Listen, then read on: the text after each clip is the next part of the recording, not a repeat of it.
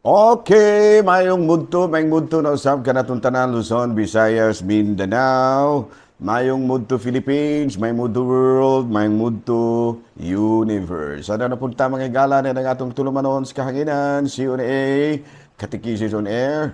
O ako lang gihapon kini yung ubos nga alagad Reverendo Padre Edwin AA. Makig-uban na usab kaninyo sa lain na po nga edisyon ng atong tulumanon sa kahanginan, CONA, Catechesis on Air. Ug ako lang gihapon ang inyong ubos nga alagad.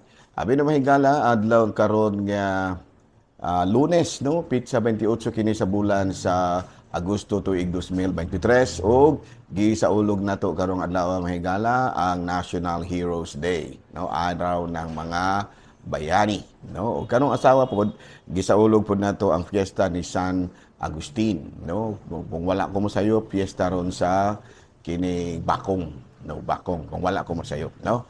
Abi no, padayon ta mga higala sa ato nga mga buhatonon ni ining kamudtuhon o padayon usab kita sa atong mga selebrasyon. Wala ray trabaho mga higala.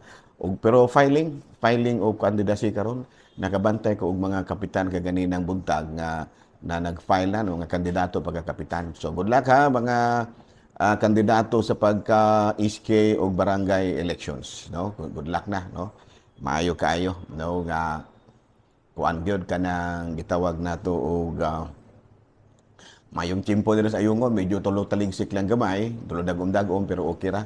Wala gyud ingon nga dagko kayo nga mga walay mga dagko kayong mga kakulian sa panahon.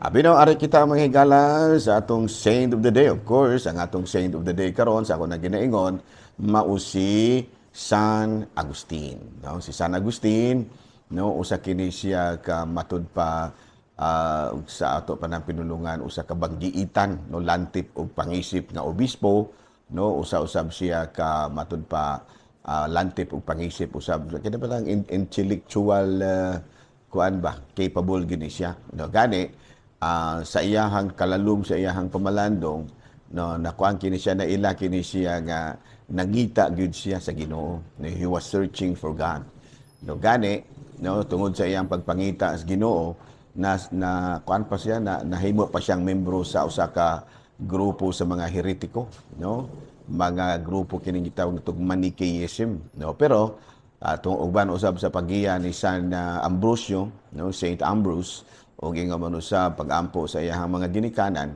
na kuan gid siya, nakabig gid siya sa katolikong pagtuo o gani nagsulod siya sa seminaryo, nahimong ordinahang og kapari ug nahimong usa ka obispo, no. Kini siya mao si Saint Augustine. Okay, no. So karong adlaw ato nga gihinumduman ang lain na pong patron karon sa atong simbahan nga mao si San Agustin. Okay. Abi no, ari kita manghigala, wala lang usa kita karoy si BCP News manghigala ha, kay medyo busy ko gahapon. Wala ako maka-research kay matud palagi Domingo maghapon unya pagkagabi giimbitar po ko og birthday.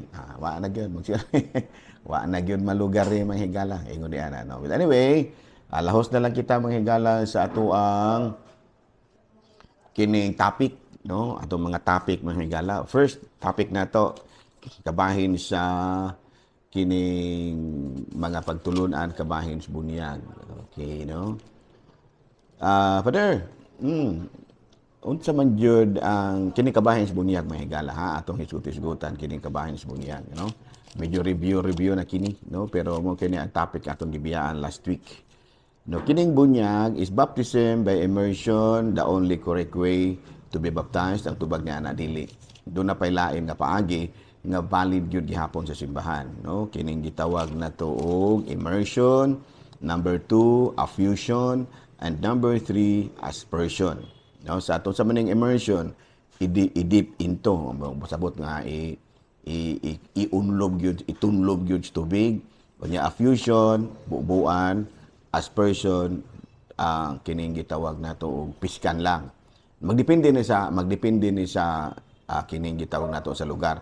May sa katolikong pagtuo, doon na ba dito ko sa Amerika, no, naabaya po yung mga simbahan dito nga naa sila dako kayong murag bathtub nga anto dito bunyagan ang mga manog magkuan kanang gitawag nato og magpabunyag na. No, na dito ko sa Amerika, adto mo ko Amerika kami ni Bishop John Doe, and we visited many churches, no, mga dagkong simbahan, mga gwapong simbahan. Doon na yung lugar dito nga nakita jud ko in my own eyes. Walang ko kung mauso sa unang kining picture. Wala ko ma-picture pero naa yung lugar nga kining i-immerse gyud ang bunyagan. Unya ang atong naandan diri sa Pilipinas for practicality sake, affusion kanang buuan ra ba. Muna among gihimo. Nya sa mga lugar nga nihit kaayog tubig, nupoy aspersion, piskan lang. Namang papisikan dag tubig ba. Nga naman, nya makapungutan na kita valid ba kini? It is valid tungod kay ang matter and form sa kuan kompleto man. Unsa man ang matter sa bunyag? Tubig. No, ang tubig nagtimaan og cleansing. Muna nga basta tubig gani gamiton, muna kana siya ang form. No, kay naa man na basta. And in order for a sacrament to be valid, there should always be the correct form and kanang matter. Ang matter mao ang tubig si piaday ko. Sorry. Ang matter tubig. No, unya ang form ang pagampo. Unya kinahanglan gyud nga right minister ang katug yung binunyagan. Katug yung magbulunyag ba kanang it could be a bishop, si Pope di man na siya kay obispo man na siya obispo. Bishop man siya of Rome. Dayon it could be a kanang pari or deacon. So muna siya ay kanang gitawag na itong valid minister sa bunyag. So muna kung ang nagbunyag nimo tubig ang gigamit, unya ang nagbunyag pari ba, obispo ba, ano, sa tupapa ba, deacon ba, valid gina siya, no. Unya ang form niya na mao ang gisulti sa pari o sa dihang gibunyagan, no, kanang bitaingon bitaw siya nga ug ako nagbunyag kanimo sa ngalan sa Amahan, Mububo, Anak ug Espiritu Santo. Kana valid gina siya. It is a valid nga gitawag nato og bunyag. Unya, doon naman uban nga mga laing relihiyon nga matud palagi, no, kuan gyud sila mo insister gyud sila nga immersion gyud. Ang tubag ni ana sa Didache, early Christians ba around 70 AD, kanang Didache, muna siya ang mga records sa una pa kanang Didache. Muna yung mga records sa una. The Didache written around 70 AD, no, sa ato pa bago pa kayo ang Christianity, 70 AD pa. Ang Didache nagkanayon, no, concerning baptism, baptized in this manner, no, having said all these things beforehand, baptized in the name of the Father and of the Son and of the Holy Spirit in living water, that is in running water, as in a river. Now, if there is no living water, baptized in any other of water. And if you are not able to use cold water, use warm. If you have neither, pour water 3 times upon the head of in the name of the Father, Son, and the Holy Spirit. Sa ito pa, magdepende dahil sa lugar. No, depende sa lugar. Kung wala gyud running water, katari na lamang kita sa pouring. Muna gihimo sa early Christians. 70 AD meaning 70 years after Christ. Kay AD after Christ man siya, Anno Domini, Year of the Lord, Anno Domini. Sa ito pa, panahon na nga natao na si Kristo. Okay, klaro? Okay, ari kita manghigala sa laing pangutana. Why do Catholics believe in infant baptism? Ngano man gyud nga kitang mga Katoliko mutuo man gyud kita og infant baptism, no? First, we Catholics believe that baptism is a sacrament. That is it convey the grace it symbolize. Why? No, number 1, no. Mituo kita nga ang kanang bunyag usa ka sakramento. Unya ang pinaagi niini madawat gyud ang mga grasya. And number 1, letter A, it can absolve sins but original and actual, both original and actual.